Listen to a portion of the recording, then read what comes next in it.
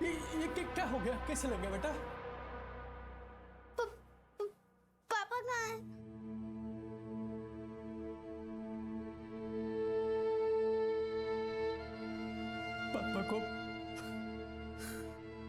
पापा को किसी ने मार दिया बेटा। क्या? हाँ।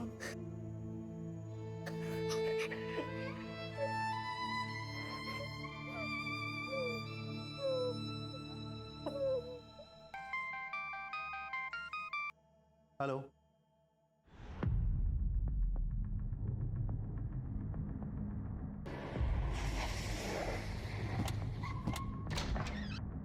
सुनील जी, आपने हमें बुलाया? ये जूही है, राजेश की बेटी। राजेश को नासिक में एक लड़की से प्यार हो गया था। ये 1 साल पहले यहाँ आई थी, लेकिन मैंने उस वक्त इसे घर से बाहर निकाल दिया था। लेकिन आपने ऐसा क्यों किया? वो क्योंकि इसकी माँ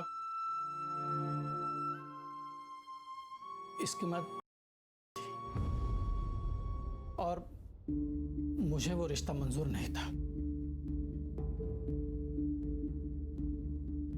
बेटा जूही, एक बात बताओ, क्या तुमने अपने पापा को कभी देखा था? या फिर बेटा कुछ भी ऐसा जो तुम अपने पापा के बारे में जानती हो हमें बता सकती हो? जूही बेटा, पापा। कैसे मेरा बच्चा? चलो अजूबा से मिलने चलते हैं। पर अजूबा तो हमसे नाराज है, क्या वो हमसे मिलेंगे? क्यों नहीं मिलेंगे बेटा? देख, बैठ, देख, देख पापा क्या लाए। पापा इतना सारा पैसा? बेटा जब भगवान देता है ना तो छप्पर फाड़ के देता है। अब ना हम लोग बहुत अच्छे घर में रहेंगे। अच्छा अभी ना मैं किसी से मिलने जा रहा हूँ, मैं थोड़ी देर में तुम्हें लेने आऊंगा। पापा आप किससे मिलने जा रहे हो? अच्छा जूही बेटा, एक बात बताओ, क्या तुम बता सकती हो उस रात पापा किससे मिलने गए थे? नहीं, उनने मुझे कुछ पैसे देके और बाकी सब वो लेके चले गए।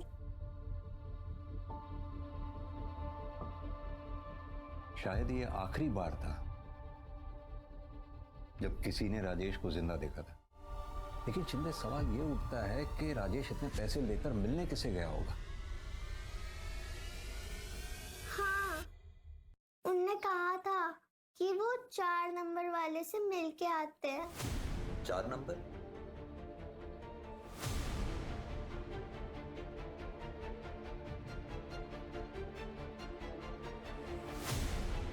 किसी ने बहुत घुमाया, अब उसके घूमने की बारी। तो साहब आपने मुझे यहाँ क्यों बुलाया है? ऐसे ही मिस कर रहे थे तुम्हें।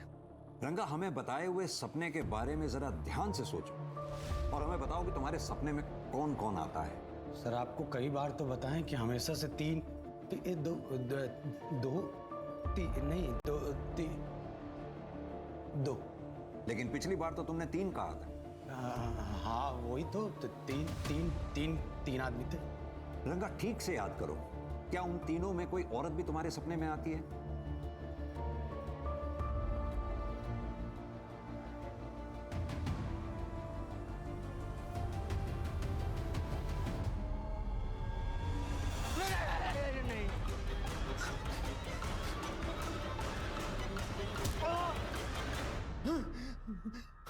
हाँ थे साहब, 2 आदमी और एक औरत।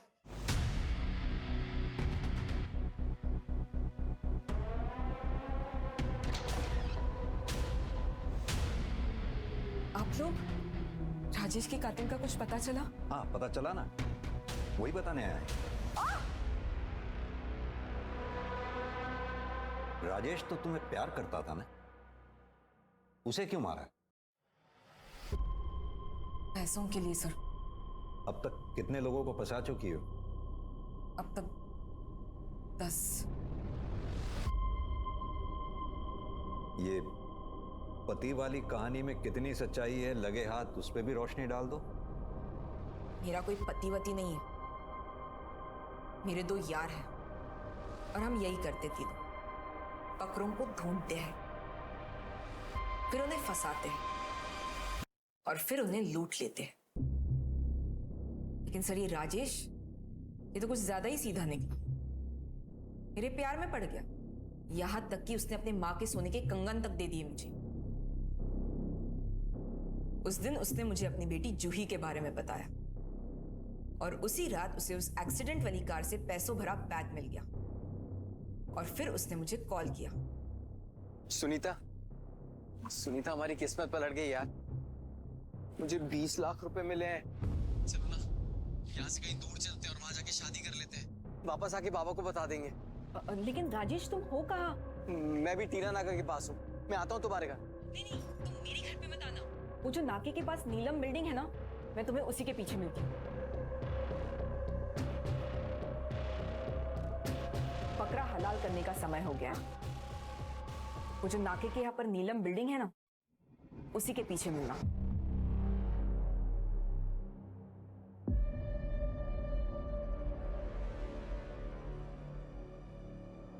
ये देख सुनीता, ये देख, ये देख, इतना सारा पैसा है, सब ठीक हो जाएगा। लेकिन वो आदमी, वो तो वो मर गया सुनीता।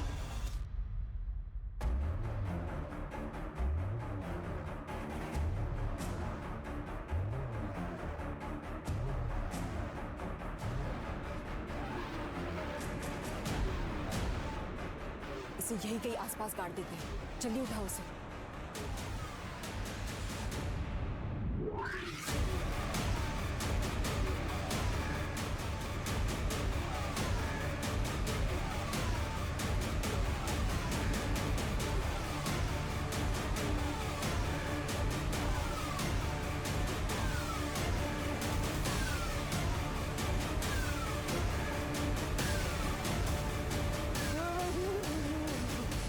अगर इस बारे में तूने किसी को बताया है ना, तेरे साथ तेरे परिवार को मार दूंगा। समझ? नहीं।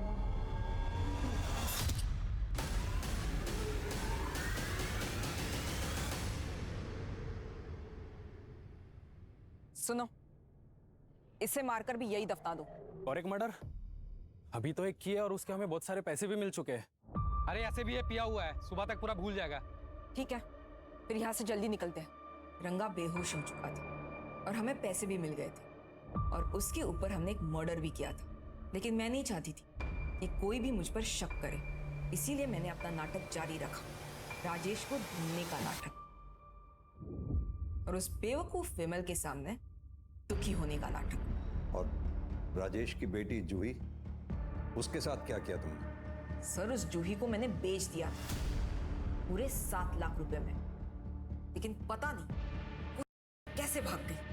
हाँ, कैसी औरत है। बेफिक्र रहो, तुम्हारे इन कर्मों की सजा कानून तुम्हें जरूर देगा। सड़ो यहीं जिंदगी को।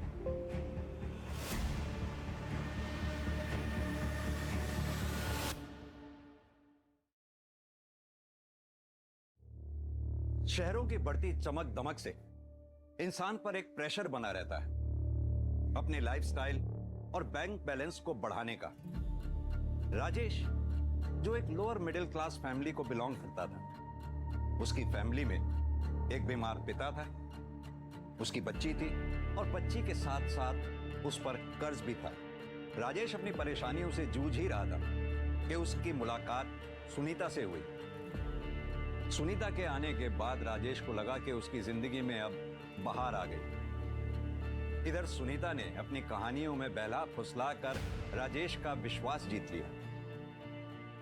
समय आने पर सुनीता ने न सिर्फ राजेश का विश्वास तोड़ा, बल्कि बड़ी बेरहमी से राजेश का कत्ल कर दिया।